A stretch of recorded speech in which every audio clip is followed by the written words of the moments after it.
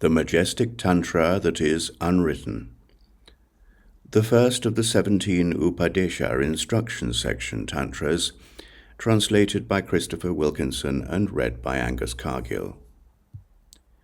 The basic scene.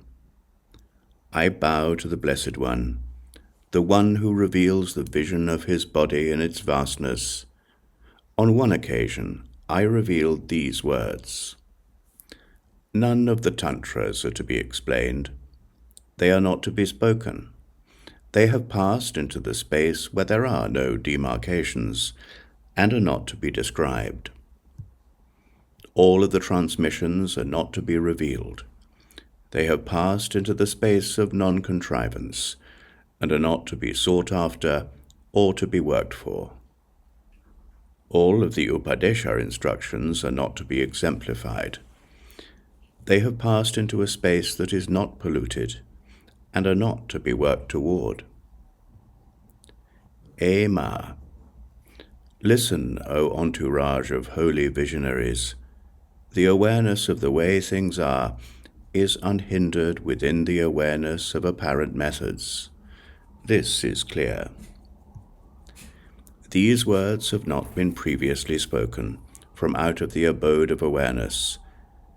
In the present they are not being spoken. In the future they will not be spoken.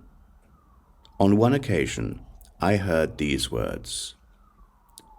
At the time when an awareness of the force arises without hindrance within the sky of self-apparent reality, our teacher dwells in a space in which he is ornamented by his own invisible body. He is there in a single company with his entourage, the majestic visionaries of the invisible. Then, and at that time, they have ideas in their minds, and they address him with these words. Master of awareness, listen.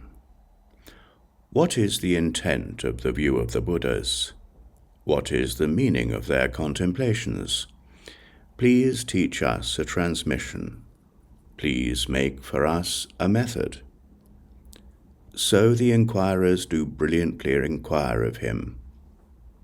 Then again, from out of that invisible space, the awareness that has no teacher gives instructions. O entourage of visionaries who seem to be non-existent, listen well.